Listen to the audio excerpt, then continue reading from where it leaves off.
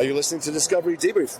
And so did I. It's Jason Isaacs, who was, at some point, some version of Captain Lorca. Right now, I'm just a fan.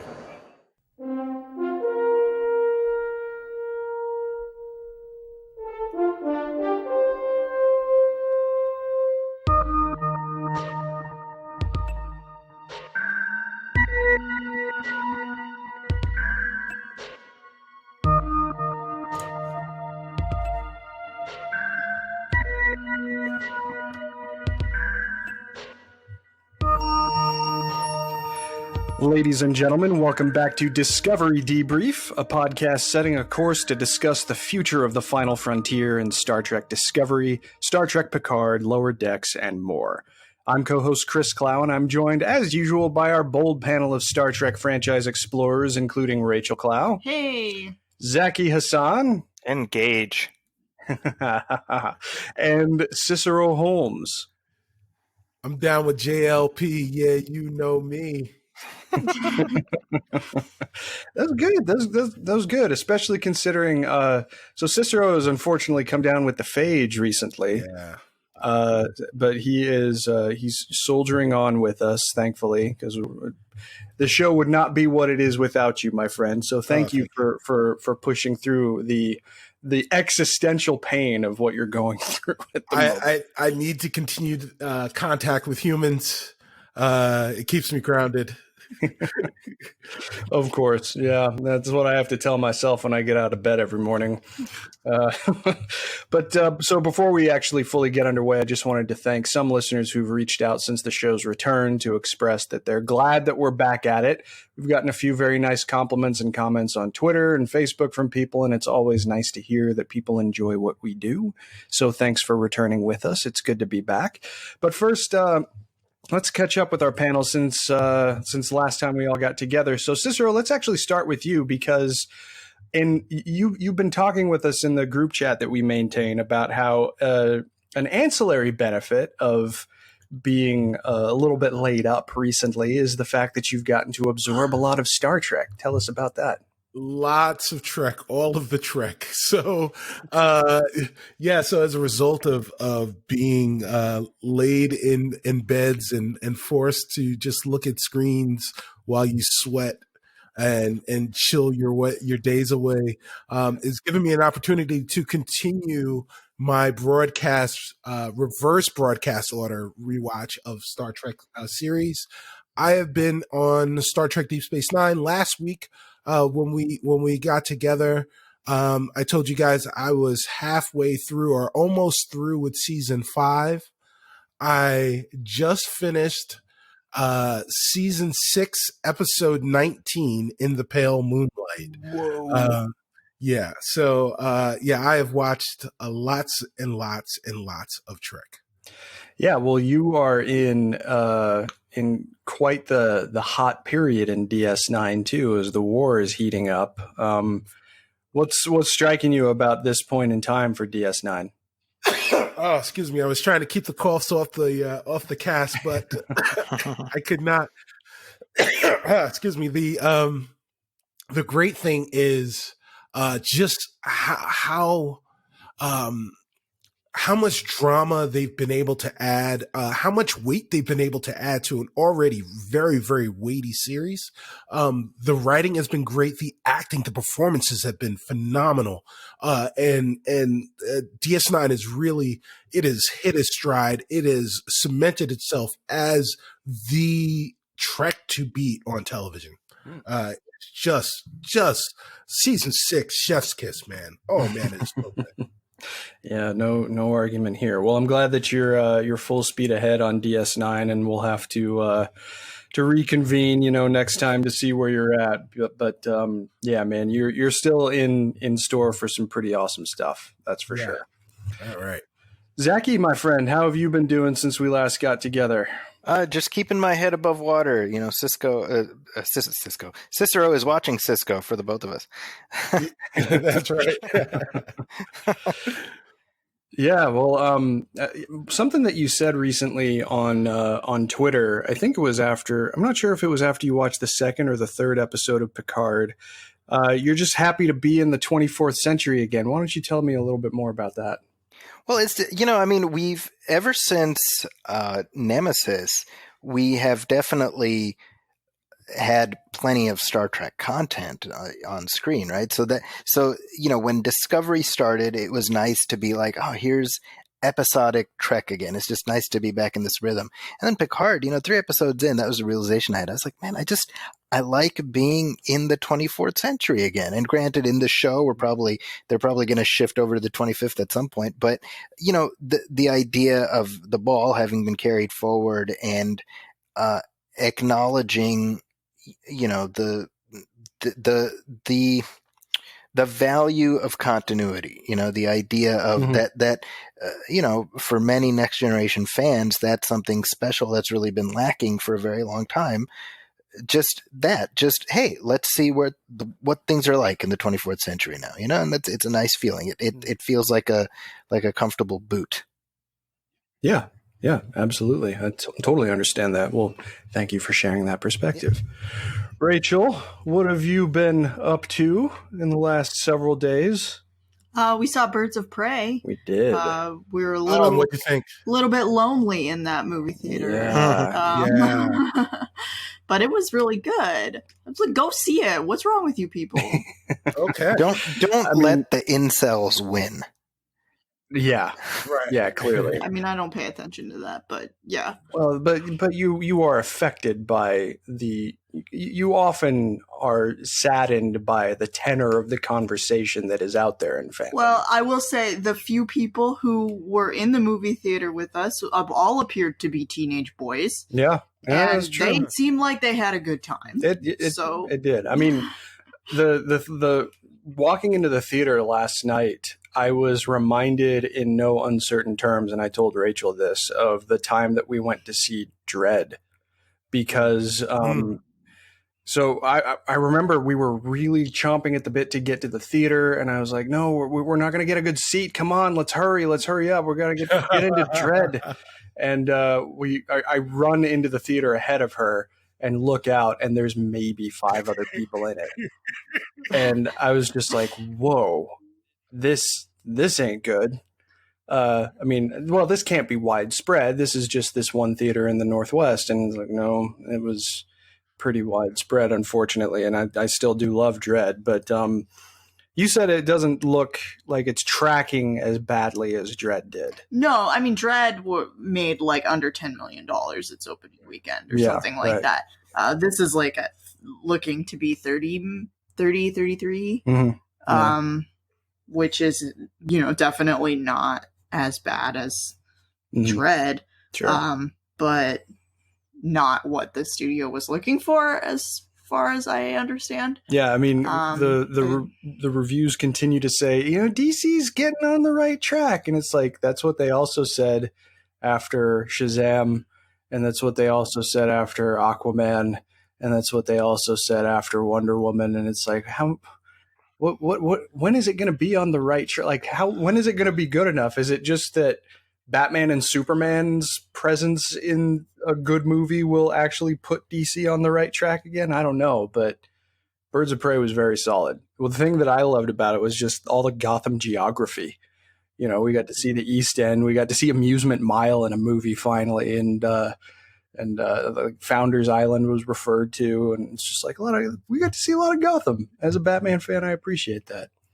But yeah, I think part of the issue with Birds of Prey is that there has been marketing for that film, but it's just really, at least from my perspective, and I think my perspective is somewhat indicative of what's out there, is that it's just kind of been noise.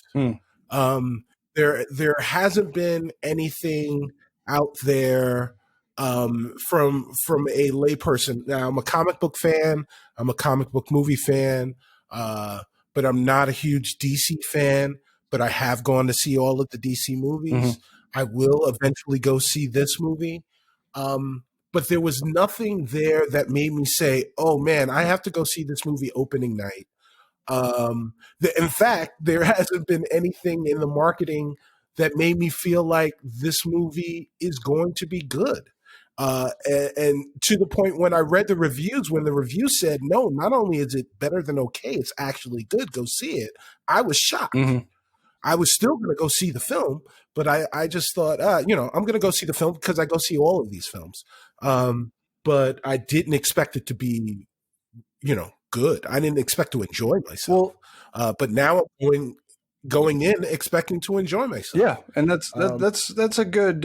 It's an understandable perspective to have too. Zaki, I'm not sure how much of the ongoing you read, like in the Dixon and Simone days. How much of it were you reading? I dipped in and out. I wouldn't say I was a regular by any stretch.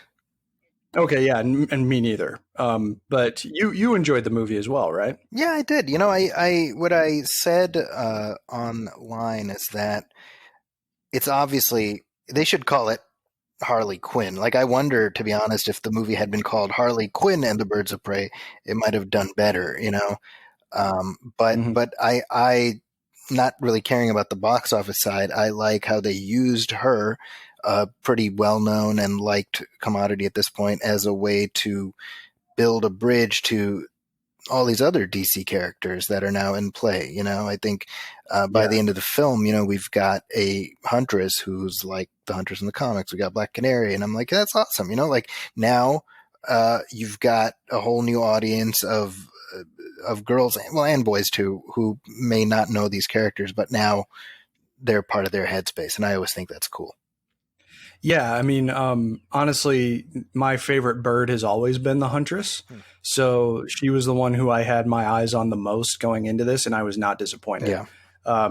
Especially considering the last time we saw her adapted was in a TV show almost 20 years ago that wasn't it was interesting, and they kind of tried to invoke some Earth 2 stuff to as far as like her lineage was concerned, but the Helena Bertinelli of the modern age is a character that I found a lot of attachment to, and I was very happy to see how they use it. And I totally agree with you. Harley Quinn is a very visibly popular character. She's never been my personal favorite, but that's irrelevant because she is universally popular, it seems. And using her as that bridge, as you describe, to this other segment of the DCU is really cool. And man, Ewan McGregor was chewing the scenery, and I was enjoying every second of that. He felt to me like a flamboyant guest star on the 60s Batman show. It reminded me of like when Liberace shows up as a Batman villain. That's what Ewan McGregor, he was like, profane Liberace. Yeah, very true. Well, either way, recommendation absolutely stands. Go see Birds of Prey. Cicero, tell us what you think after you get a chance to see it. Well, and once I'm no longer contagious. Yes, absolutely. Yeah. I will venture out into the world with other humans. Sure, yeah. Humans. But Rachel, one last thing, and dovetailing back into Trek, today you read the Star Trek Picard Countdown comic book series. Oh, yeah. And in pretty quick succession, all 3 issues. So what was your take on that? It was a good story and made some stuff in the show, gave some good context, and helps make a little bit more sense. Some stuff that maybe like to do with his vineyard friends, Siobhan and Laris. Laris, yeah, Laris and Siobhan, yeah, Laris and Siobhan, yeah. So maybe why they're so good at all the stuff that they're good at. So a little bit of Raffi in there too. Yeah. So recommend it. It's only 3 issues, and all 3 of them are out now. So it's a quick read. Yeah. I think you can, absorb it digitally or physically, however you prefer to absorb your comics. So it's self-contained 3 issues. That's it? Yep. And it's right in the middle of the Admiral trying to figure out exactly what the best method is going to be for evacuating the Romulans. It doesn't make any mention of a synth uprising. That doesn't touch the events of the story, but it's kind of a nice little side tale that reinforces some of these relationships that we're seeing on the show.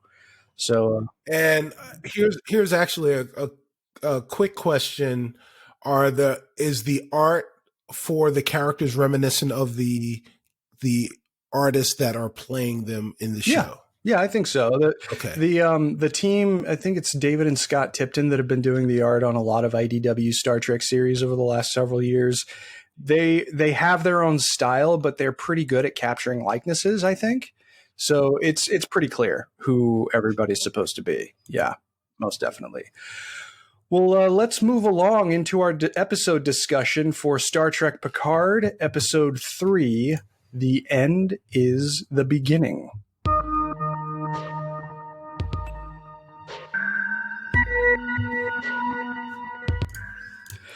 So a flashback reveals how, in the aftermath of the synth attack on Mars, Admiral Picard demanded that Starfleet either agree to his evacuation plan or accept his resignation, and they chose the latter. His aide, Raffi Musikin, who suspected Romulan involvement in the attack, ended up being fired after Admiral Picard submitted his resignation. And that's a very brief, kind of quick and dirty summation of the flashback, but we kind of get to see the twilight of the Admiral's Starfleet career in this flashback, and I think this gives some pivotal information about the relationship between Picard and Raffi. So what do you guys think of just the flashback in general, what we see in it, and of the dynamic that this establishes between those characters? Zaki, start us off. The thought I had is, we're seeing this momentous event in Star Trek history. This is the end of Jean-Luc Picard's Starfleet career, and that's important. And then you realize, is this the ending that any one of us could ever have imagined awaited Picard when we were watching the series when it first aired, Mm. And so there's something, it's this, I love the emotional push and pull of seeing the weight of this moment, and yet the sadness of the way the moment happens. And you're like, wow, this is this window into Star Trek canon that didn't exist before, but now we have it, Mm-hmm. Yeah, most definitely. What was your first impression of Raffi based on this scene, since we only saw just a few seconds of her at the end of the last episode? So I have not read any of the expanded universe stuff, so I don't know the specifics of their relationship. But obviously the fact that she calls him JL, which no one does, right? That's kind of interesting. That implies a level of intimacy, not romantic necessarily, but emotional intimacy. Sure. That none of the Star Trek characters up to this point that we've seen interact with them have ever had. Mm-hmm. Beverly doesn't call him JL, right?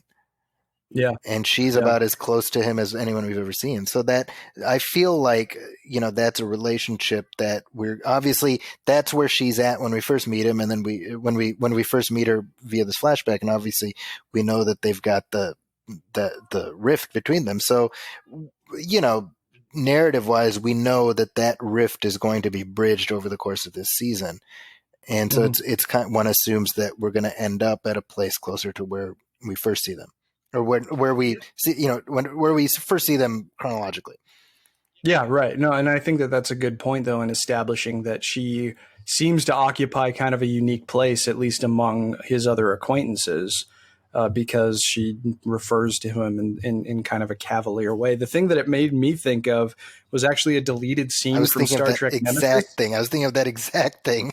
Yeah, of course. When Commander Martin Madden comes aboard the Enterprise as Riker's relief, since Riker's going off to command the Titan, and Riker plays a joke on him and saying, hey, he likes to keep things a little casual on the bridge, and call him Jean-Luc every once in a while. And then when Madden actually tries it, he gets a stare of death from Picard that makes it abundantly clear that Riker was pulling his leg. So the fact that Raffi can call him that it's definitely interesting. Rachel, what did you think of this opening shot for this episode? Just everything that we see and the dynamic between them and of Raffi. I thought Raffi was really cool and very passionate. So it's just kind of sad. You really get how she could get so angry at him. Mm-hmm. She seems like a very emotional person who's really into her work. Mm-hmm. I guess I felt like it was really sad and like really familiar, right? Like it's just Familiar. yeah, because it's like I definitely see that with like older politicians now, where it's just like they just sort of like are like, I guess I'm done because the current way that the political climate is just too extreme for them, or has taken this crazy turn. Mm-hmm. And it's just like, I guess my time's not here. Sure. And so they just sort of quit. Yeah. Mm-hmm. I don't know. I mean, I don't want to, I don't want to say that Jean-Luc Picard is like some of the people with not so much backbone in the Republican Party who I feel like quit rather than stand up to their party. But I definitely get that kind of like vibe of sort of passing from a more enlightened age into a more age of extremes. I relate. Sure. Insularity. No, that's a good way of putting it. Cicero, what did you make of this this opening salvo here in this episode? Well, I learned a lot. The first thing that I learned that maybe I should have learned before was that one of the reasons that the massacre on Mars was so detrimental was because the shipyard was building ships for the rescue of the Romulans. Explicitly, like that's what those ships were going to be used to do. And that was, I guess, maybe it had been explained before, but this is when I picked up on it. So I was like, oh, okay, that's a thing. That's important.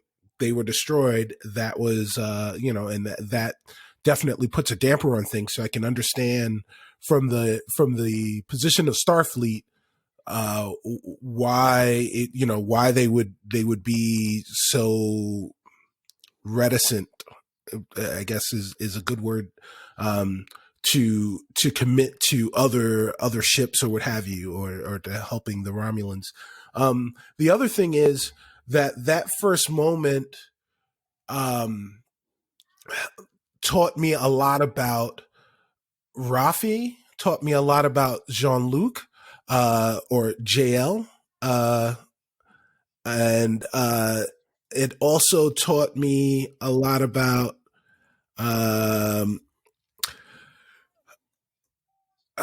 let's see. It also taught me a lot about the fact that Starfleet is a corporation. So like, and really what happened was that Jean-Luc was the guy who made the big innovations in the corporation that helped the corporation move to the next level of the stratosphere. But, now they're there and they don't need him anymore. So when he made that ultimatum, they decided, oh, you know what? That's all right. We don't need you, and we'll go ahead and we'll do whatever it is that we need to do without you. And that was kind of terrible. But the thing that I was able to glean from this conversation with Rafi at the beginning was that Rafi, and we learned this obviously, but she hitched her wagon to Jean-Luc. She hitched it professionally, but she also hitched it emotionally. That she was someone with a lot of demons. She was someone who was very, very talented. She was very, very passionate. There were a lot of things that she had going for her, but one of the things that she also had that came with that was this baggage of these demons, of these things that continue to haunt her. And being with Jean-Luc kept those demons at bay. And what happened as a result of him resigning his post, the reason she got upset was because she knew she was going to be fired. She knew that she was going to lose her purpose. And as a result of losing her purpose, there was nothing to keep those demons from coming back to the fore yet again. And she was able to foresee everything that we saw that happened to her in the 14 years since that day and the next time that they got to see each other chronologically, which happened to be the episode before. All right, well, let's move along with the plot. So in the present day, Picard goes to Raffi's modest home in the Vasquez Rocks. It's actually the Vasquez Rocks this time. It's not playing another location in the Star Trek universe, which I thought was funny. So Picard asks Raffi for help. She entertains a brief conversation with him, scolding him for going straight to Starfleet's commander-in-chief and telling her exactly what he plans to do. But ultimately, she throws him out. But she does, however, end up recommending a pilot for his mission, Cristobal Rios, the first time that we get Captain Rios's mention. So, Zaki, what did you make of this conversation, and particularly when taken in concert with the first scene that took place in the past? Did you feel like the disdain that she had for Picard was earned in this moment? What was running through your head in this interaction? You know, where she was mocking his, or I don't know if mocking is the right word, but she was speaking derisively of his home, right? Mm-hmm. In the interview, and that struck me odd, not merely because it felt like a weird thing to hold against him, that's his family home, right? Yeah. But also because that doesn't seem like a very 24th century place to be. You know what I mean? Oh, sure. Like poverty doesn't exist in the 24th century. So the idea of being jealous because someone has a nice house, it feels incongruous given what we know. But then again, vaping, I didn't think vaping would still be around in the 24th century either. Or cigars, apparently, as we'll see later, right? Yeah. Taking and sunglasses on a being with an inner eyelid, but I'm getting ahead of myself. But yeah, point absolutely taken. Cicero, what did you make of this conversation that ended rather abruptly? Yeah, I mean, I think I was just saying that part of it was what Zaki said, and I was thinking about it from that perspective as well. But the other perspective was that because she had hitched herself emotionally and professionally to Jean-Luc, when he gave up his position, when he gave up his commission, and essentially ruined her, he left her to all of the vices and the demons that she was keeping at bay as a result of working with him. And as a result of her losing, like that's what we saw in that first scene. That's where that anger was coming from, was from the fact that because she was out there and she knew that these demons were there and he knew that those demons were there, and he didn't, he laid himself out there and gave himself up, but didn't fight for her because, and as a result of not fighting for her, he was acknowledging what they both knew, which was that her demons were going to come up and she was going to wind up exactly where we found her 14 years later. Mm-hmm. And I think that's where a lot of that anger, that's where a lot of that frustration and the lashing out was coming from. It wasn't necessarily coming from this point of jealousy that that you live in this, you have this posh life. And it was some of that, like, hey, there is no poverty, but you're an old man, you still got servants and a dog and a vineyard and, and all this other crap. And I'm living in the Vasquez Rocks. In this hut, basically out in the sun, because, I'm a powder keg. Mm-hmm. And I can't be around other things because I destroy everything that I'm around because I have no purpose. And you knew this, and yet you still allowed that to happen. Mm-hmm. Yeah, and I think that's a perceptive observation. And the thing that kind of surprised me in that interaction was just that he hasn't checked in on her very much in that time. That seems a little out of character.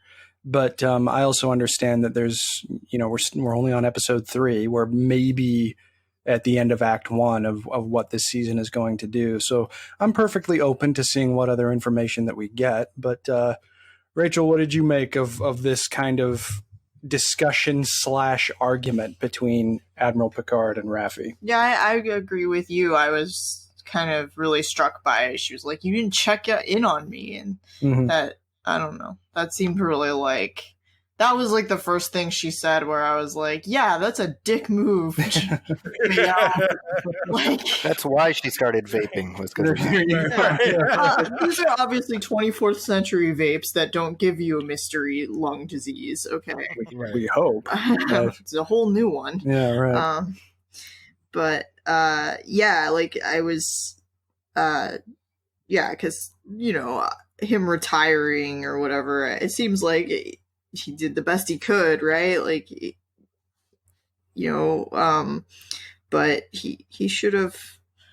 She seemed like the kind of person even then that it would be obvious that she would self-destruct without her job. Like, I think they did a really good job of characterizing her even in the flashback of just like being really intense and being a person that was like needing to do this work. And so, like, the fact that he didn't check on her, not cool. But I can see also why they connected too, because it's not like her bitterness or her tendency to lash out doesn't come from a good place, because she was very angry about the fact that they couldn't help evacuate people from dying because of a supernova. Absolutely. Like she held on to her principles, and because she didn't have the stature and reputation of Jean-Luc Picard, she became more scathed as a result of that. And yeah, well, and I get it. Like, you're always going to ask people who have more power than you, like, why didn't you do more, right? It's just, we can see from the outside that he did what he could. Or we assume that he did what he could because we know his character. But yeah, he's the very known element in all of this compared with everyone else that we've met so far. All right, well, let's move along. So meanwhile, aboard the Borg Cube, or the Romulan Reclamation Project, whichever you'd like to call it, Project Director Hugh, a former Borg drone whom are called XBs by this point, takes Soji to see a group of former Romulan drones, and one of the reclaimed Romulans declares Soji to be the Destroyer and tries to kill herself, but Soji uses her enhanced speed to stop her. Narek's sister warns him not to get too emotionally attached to Soji, and she's looking a little more Romulan compared with the last time that we saw her. Zaki, Hugh, we finally get our first look at the returning Hugh, played once again by Jonathan Del Arco, 25 years belated reprisal. What did you make of seeing Hugh in this way, and how did this whole sequence come together for you? Well, I like the gray, the moral gray. We don't really know where he's at. I think given sort of the whole unfolding plot with the Romulans and the Borg, what is Hugh's role in it? Is he, we're sort of assuming he's a good guy, and I think there's room for that to not necessarily be the case, and so I'm intrigued by that. Sure. And Jonathan Del Arco is remarkably well preserved, considering it's been 5 years or whatever since he last played the role. It's like, good for him. I wonder if he would have thought back when he did whatever, the lore episode, whatever that one was. Descent. Like, oh, I'm going to be back here doing this shit, 30 years later. Good for him. Yeah. I mean, that's a really interesting point, that he might not necessarily be on the side of the angels, but now that I think about it, for more than a few seconds, he doesn't seem like he's nearly as innocent as he was when we saw him the last time. Yeah. So even when he was potentially working against lore, and that's to say nothing of the first time that we saw him. Rachel, what did you make of seeing Hugh again, and particularly Soji being accused of being the Destroyer? The Destroyer.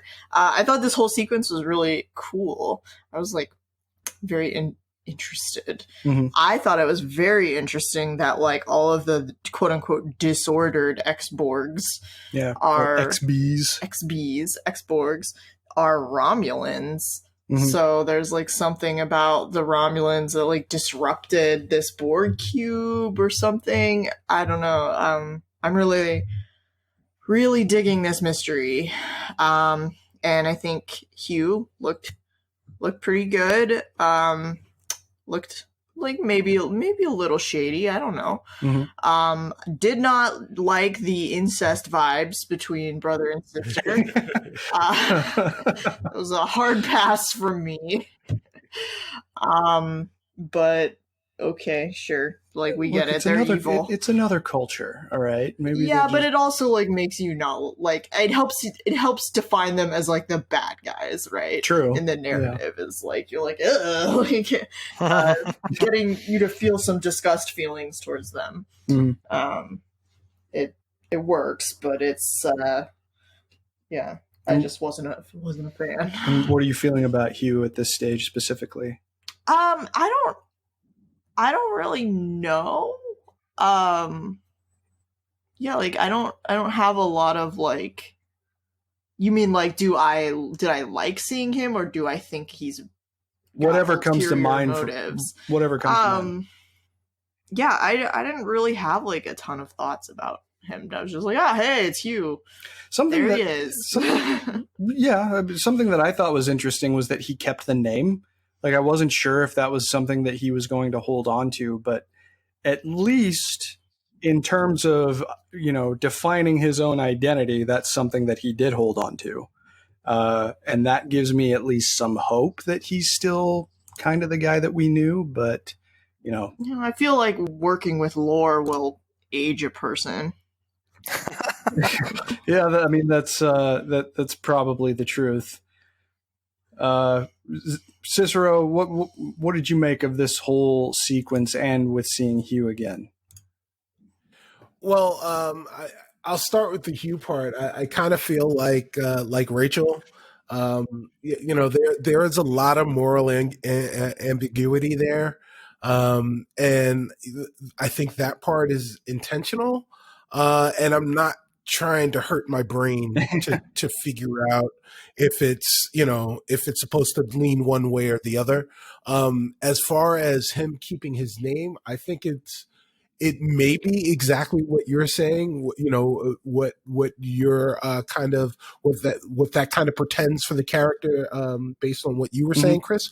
It may also be that they wanted viewers to be able to associate with this character, and so they didn't want to name him something else. That's true. So that way you could go in saying, "Oh, this is the Hugh character," and and it literally is the same actor. So like that, you don't have to sit around and try and figure anything out. I too was getting the very incest vibes from the two Romulan siblings, but I wonder about what if that's just how the actors are playing it, and those are the takes that they're taking and putting on film, and there's never even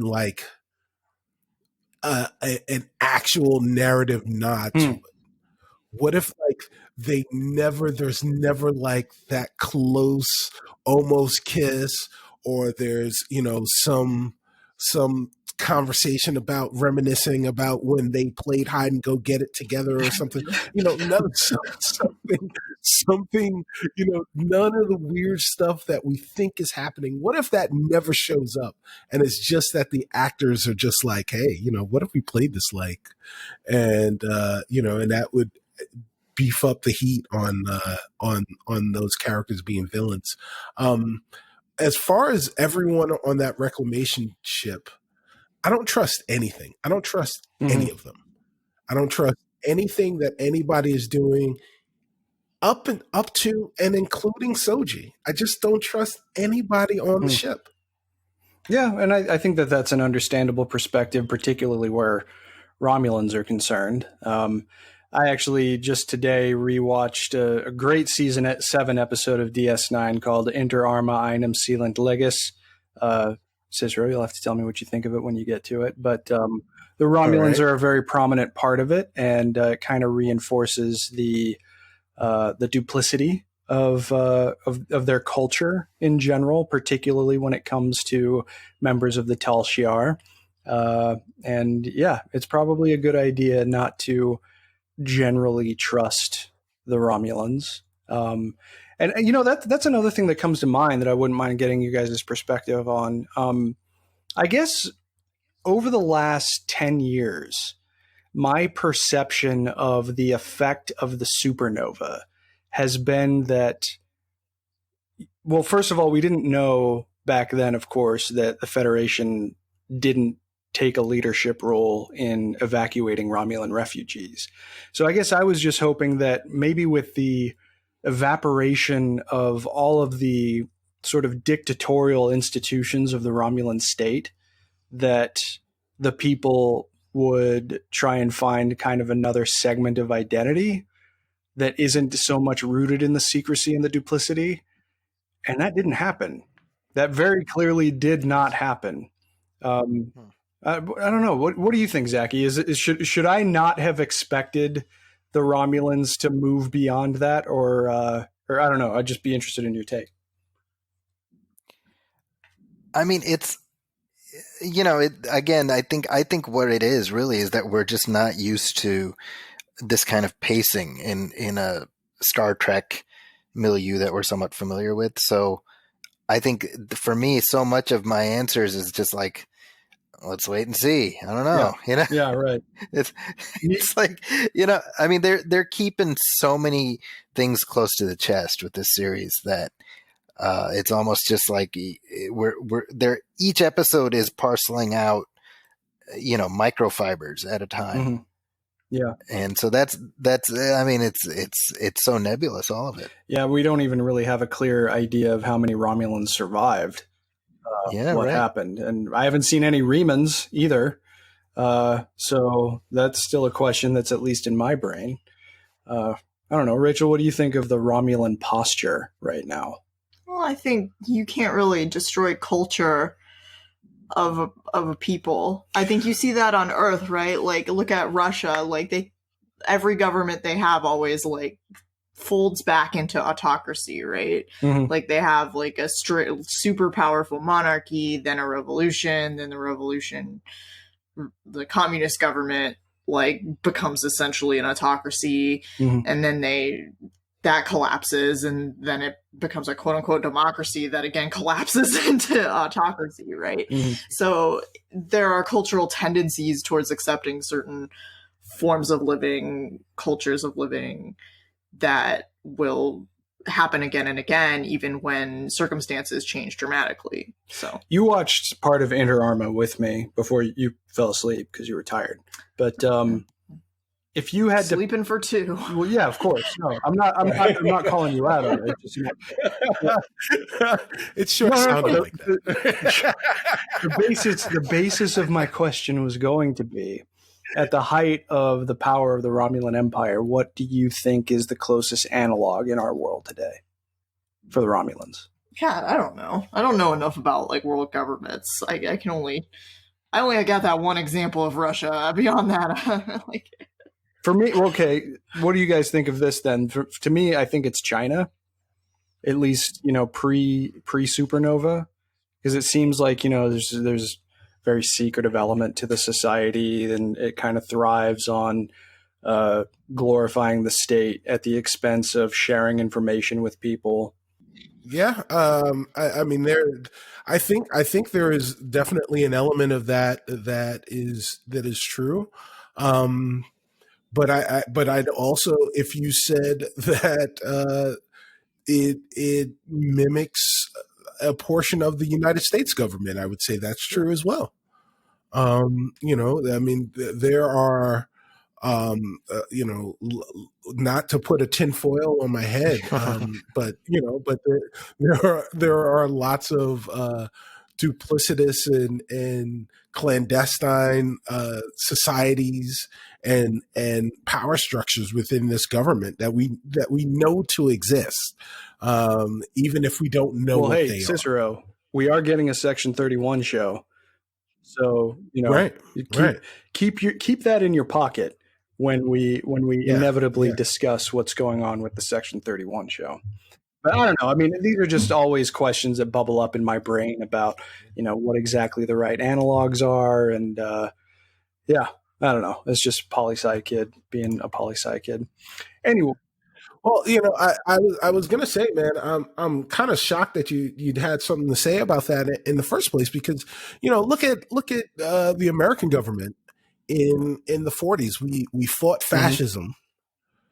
And we fought it, beat it all the way down with our world, with our friends around the world, and immediately after that, we created our own version of fascism with our own Red Scare. And we allowed the same type of thing that we were fighting to infest our own shores. Much to a diminished level, but it exists nonetheless. And we're looking at a version of that in our own government right now.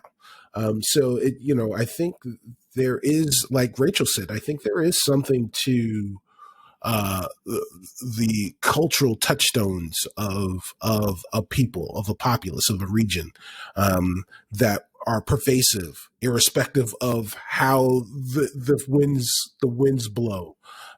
Where Russia needs an autocracy, I think the American government needs a boogeyman. Speaking of modern parallels, though, too, I mean, one of the things that helped to put an end to the Red Scare and to disgrace the man who is named for McCarthyism was reliance on the Fourth Estate and the fact that there was more information that was becoming more readily available, and how damaging it ultimately was.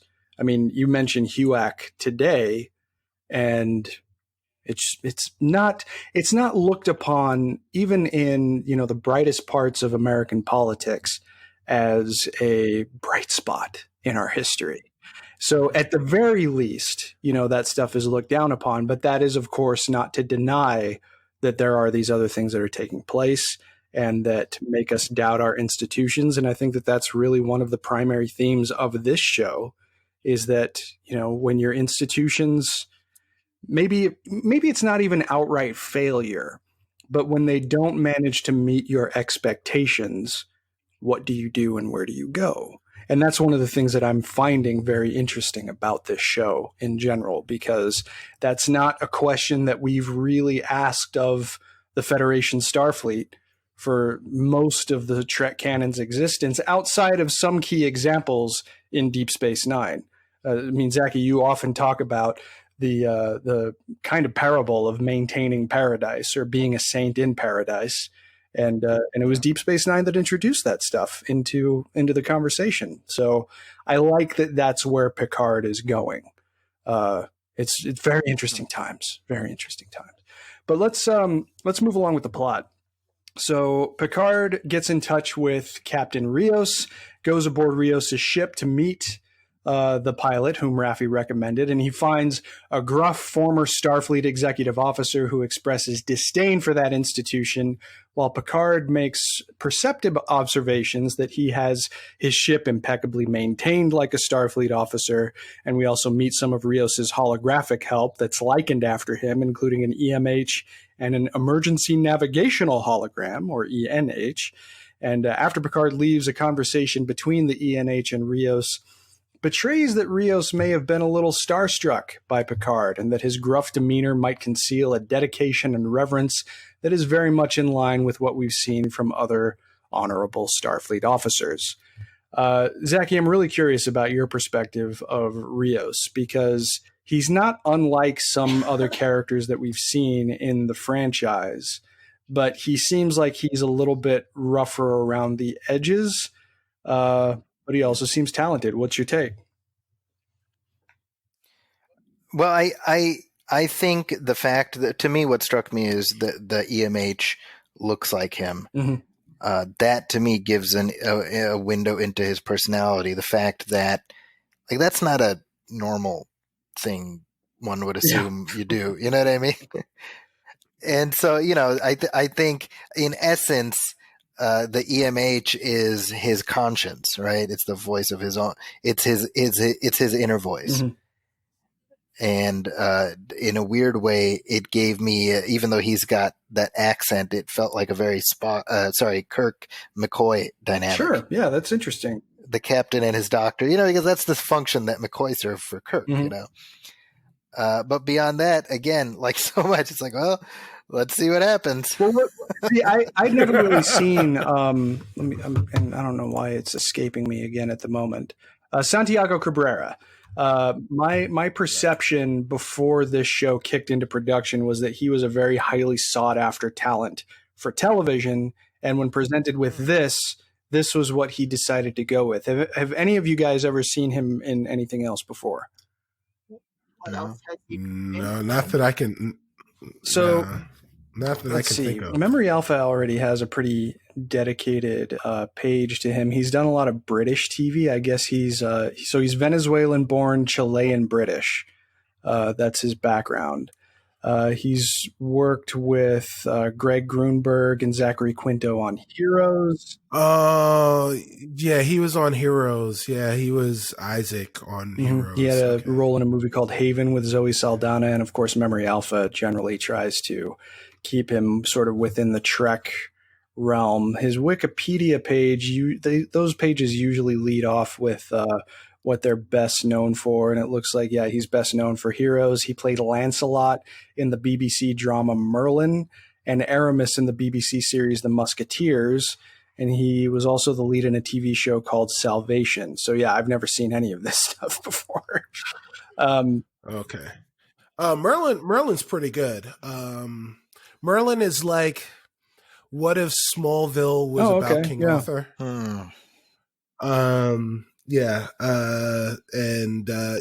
It's not bad. And then, Heroes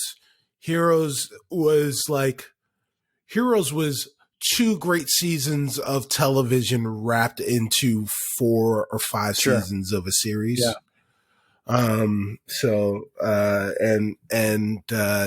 He was part of that.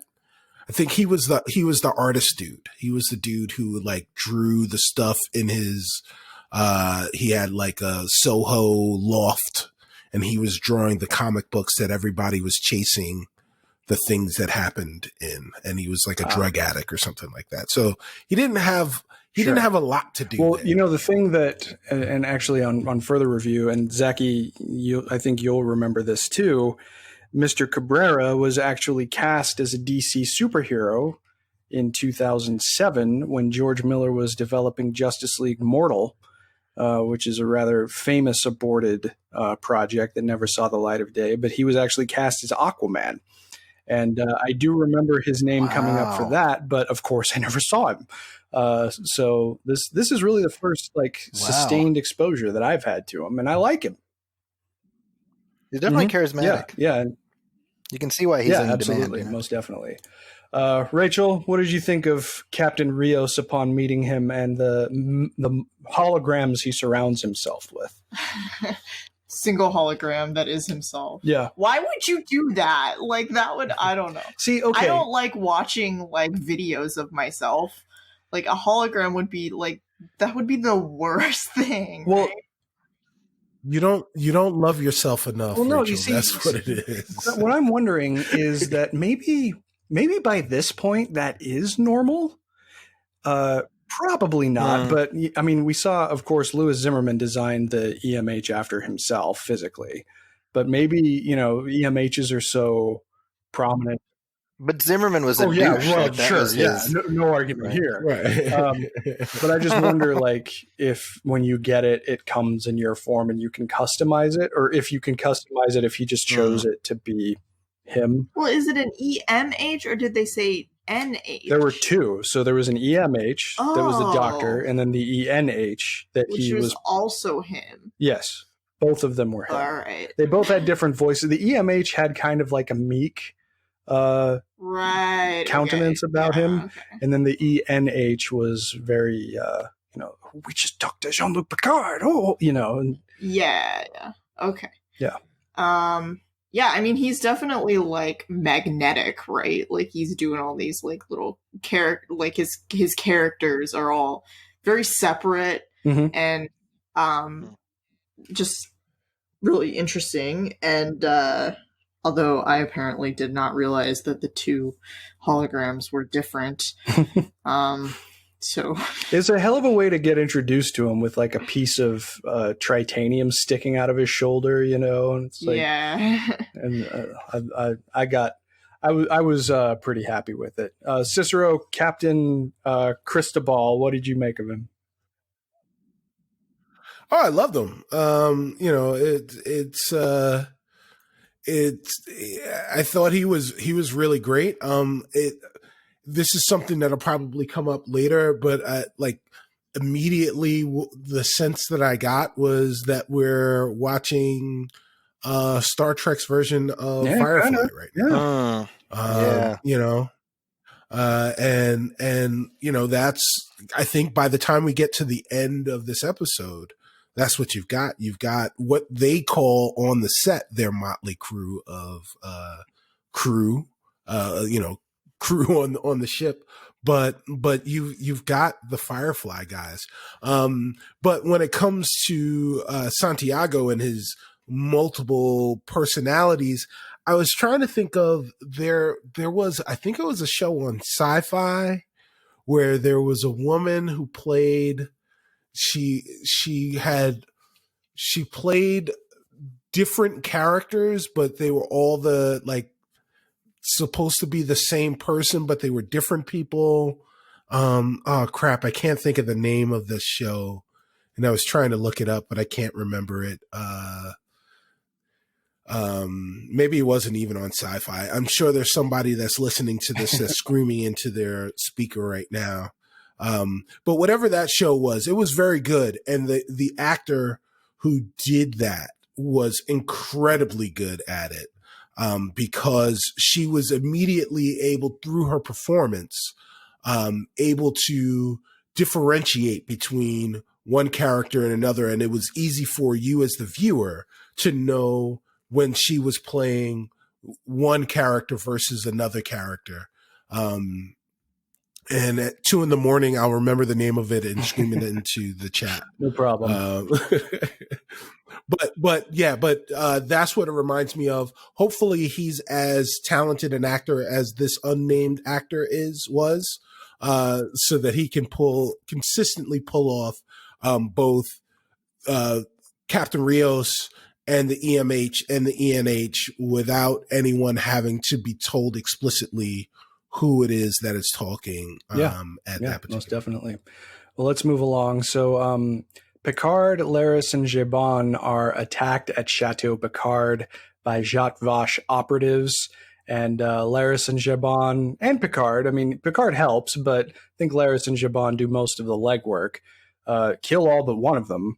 And that last one is interrogated by everybody, and he also calls Soji the Destroyer while under interrogation before he also dissolves in a pool of acid in a little bit of a gruesome way. Also, right before this, Dr. Jurati was approached by Commodore O, who we know to secretly be Romulan posing as a Vulcan flag officer, at the Daystrom Institute in Okinawa, and Dr. Jurati tells the Commodore everything she says about why Admiral Picard visited her at the Institute back in the first episode. So something that that I thought was kind of cool about this.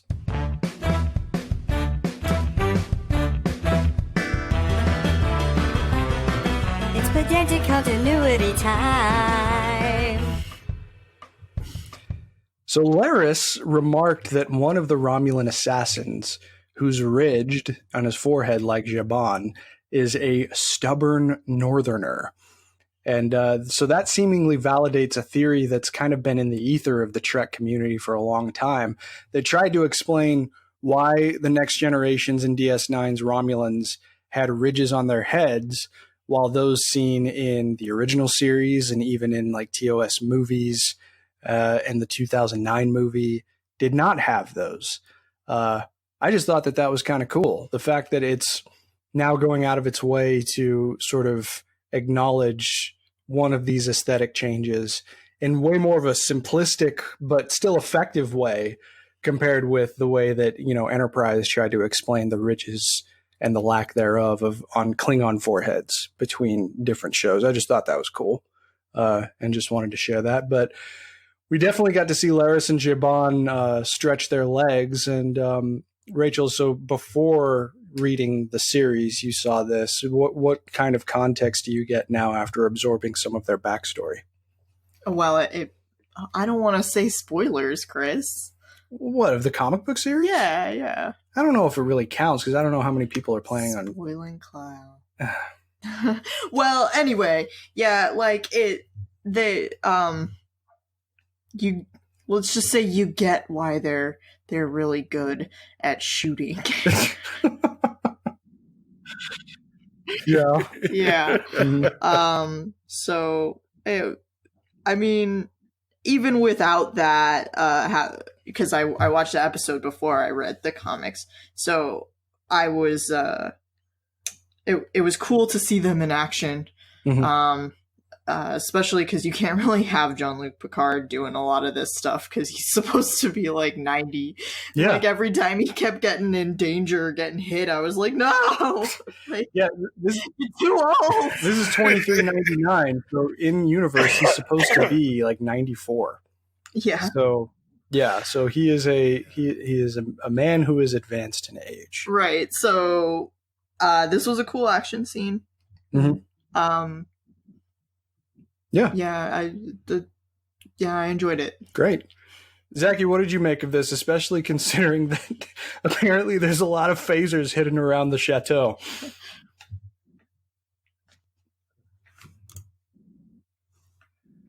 Uh-oh. Did we lose him? No, I think Zaki's just muted. Oh, maybe something's going on. That's okay. I could edit around it. Well, yeah. Cicero. Yeah. Cicero, what did you make of this, especially considering that there's a bunch of phasers hidden around the chateau? Well, first off, shout outs to the effects departments. Since Discovery, I love the sound effect for phasers now. It sounds so good. It is so aesthetically pleasing, or what is that aesthetic? No, auditorially, maybe. Auditorially pleasing. Audibly. There you go. Audibly. Yeah. Yes, audibly. Yes, audibly pleasing. There we go. Wordsmiths. We did it. Also, by the way, guys, the movie, the show that I was talking about was Orphan Black. Okay. Tatiana Maslany. She was amazing in that show. If you haven't watched that show, go ahead and watch the show. Really, really good. She deserved a lot of awards for her performance. But let's get back to the story at hand, and that is, I assumed that the Romulan, his Romulan valets were part of the Jat Vash, and as a result, they helped make sure that there were plenty of weapons hidden around the house in case something happens. I wasn't completely surprised by it, and again, because I wasn't completely surprised by it because of the amount of knowledge that they had about the Jat Vash, like this secret society within the secret society, and in Romulan culture. It was like, oh well, these guys must be some BAMFs if they know about that. So when some BAMF stuff needs to happen in this house, I suspect that they would be there and they'd be all about it. I was surprised at how spry Jean-Luc, 94-year-old Jean-Luc Picard was like. And I guess for context for us, for like 21st century humans, that's 94 is like probably. I mean, 75. Leonard McCoy was about 150 when we saw him in Encounter at Farpoint. Right. So yeah. So I mean, so 94 is really like 60 something. Comparatively speaking, maybe 65 for 21st century. But yeah, but he was able to hold his own against Romulan, presumed Romulan assassins. These are some of the best of the best of the best with honors, sir. But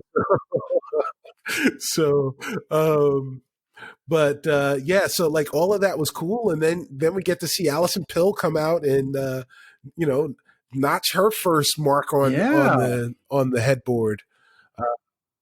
So that was pretty awesome. And she took that in stride while not taking it in stride, which was weird, but I guess it was the right thing to do.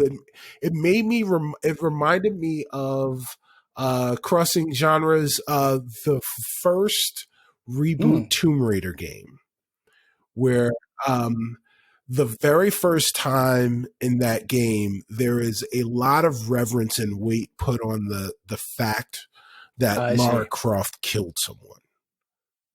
And then after that, she murders the entire island. Like, that first death is like, whoa, what did I do?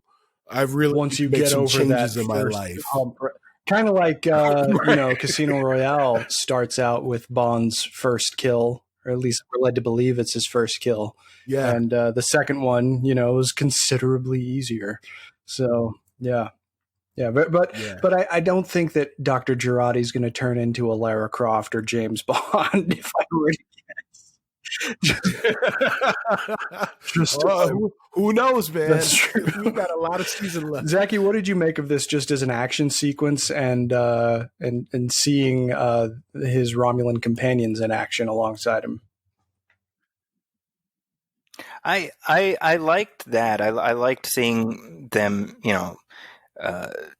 do what, obviously they've been trained to do. And I do, I do wonder if they're on a clock, like I wonder if they're being set up to be killed off. So, as the scene was playing out, I was like, oh man, I hope they don't get killed, and I also feel like Alison Pill is gonna have a heel turn. That's my prediction. Yeah, I was kind of. Yeah, Chris predicted that while we were watching. I was in a similar boat. I mean, I don't really like the idea of the Commodore going to see her right before and then immediately going back to him. Hard cut, no conversation. It does seem a little suspicious. Exactly. But excellent. Well, let's move along. So Dr. Girardi, of course, she goes to Chateau Picard and decides to join the Admiral on his journey. Picard and Girardi board Rios' ship, the La Serena, and find Raffi already there. And she directs them to Free Cloud, where she believes Bruce Maddox to be. In a closing that feels very much like the episode title, The End is the Beginning, a familiar tune begins to swell and the former captain points forward and says, engage. Rachel, you seemed rather overtaken by the way that this episode ended. Why don't you tell us about it? Oh, it was just very emotional. I cried. Take that with a grain of salt. I am pregnant. I cry 4 to 5 times a day for all kinds of reasons. But this was one of them, and it was just it was real nice to see him do his little hand motion and get the music up right in the feels. Yeah. I mean, it honestly caught me a little bit off guard because it was so. Like, clearly they wanted to let you know, look, this is the journey. And interestingly enough, I think the premiere actually played the first 3 episodes all together. So this was the ending that people saw at the premiere. And it kind of, you think about it, the first 3 episodes do kind of make up a pilot, a 3-hour pilot in a way. And it was definitely an interesting way to end things. Zaki, what did you make of the way that this ending happened, and how does the way that it wanted you to feel compare with the way that you actually felt? I felt exactly the way they wanted me to feel. So I'm, the Venn diagram is just a circle. Right. Yeah. Well, I don't know. It surprises me that they totally went there. Did it surprise you at all that they actually invoked that familiar music before they sent us off? It's smart, man. I mean, there's certain emotional touchstones that Star Trek is going to be able to deliver, right? And this particular music, we haven't heard it since 2002, right? So it's smart, right? Because we've gotten plenty of familiar Trek motifs musically, but they've kept this one in reserve for the right time and the right property, which was this show. So it's they're fully leaning into the nostalgia, and I am all about it's leaning into nostalgia while still feeling like it's telling a new story, which is a tricky balance. Yes. I think absolutely. Cicero, what about you, man? Did what it intended to make you feel correspond with what it actually got out of you? So, we've previously talked about the fact that I've been sick. So it gave me a lot of time to watch things. A lot of those things that I watched were Trek. So all of those things, or at least some of those things, were all of the Picards and all of the post-Picard shows that are hosted by Will Wheaton, which are basically like extras from the DVD and short interviews with whomever he's got in the studio with him.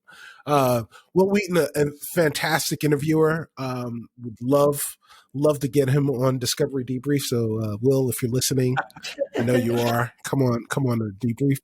So he had Akiva Goldsman on, and in one of the episodes, and what Akiva said was that the first 3 episodes were essentially, look at them as the beginning of the beginning, right? So what we got in the third episode being called The End of the Beginning, was quite literally that. And we wound up kind of where I expected us to wind up, where when we were where we were last week. At the end of last episode, I said that by this time next week, I want Picard in a ship. I want us going someplace. If we're not there, then that's when I'll start to have some issues. And that's exactly where we wound up. We wound up right where we needed to be, with the captain saying the thing that we wanted him to say, the thing that we had been hoping that we'd hear the second we heard that the show was announced, or at least dreamt about. And while it was happening, as the music was starting to crescendo, you could see the rest of the crew kind of looking and waiting for him to say the thing. It was almost like baseball players waiting for the umpire to say play ball. Like, you're going to say it, you're going to say it, you're going to, and we got it. And now we know we're ready to play ball. Now, the Star Trek version of Firefly can begin. And it's time to buckle your seatbelts and ride this bucking Bronco. Buckle your seatbelt, Dorothy, because Kansas is going bye-bye. Yeah. If I can invoke the Matrix a little bit. All right. Well, that's the end of the episode. Final thoughts as we get ready to dismiss and as we look forward to the next one. Cicero. My final thoughts is I'm really enjoying this. It's a much slower burn than the other Trek that we know right now, which is Discovery, but it is really good, and I'm looking forward to seeing what we Rachel? get next. I like this episode the most of all of them. Okay. So I'm on board. I'm excited to see more. Yeah, and you weren't there prior to the show beginning, but this episode gets you there all the way. It's getting me closer. Okay. All right. Very good. Zaki, final thoughts on episode 3. I'm hoping that next time is when we see number 1. Yeah, and, it seems like Troy. this time this might indicate that they're not living on Earth, if I were to guess. So, yeah. Right. Yeah. That was my thought. Absolutely. Yeah. Same here.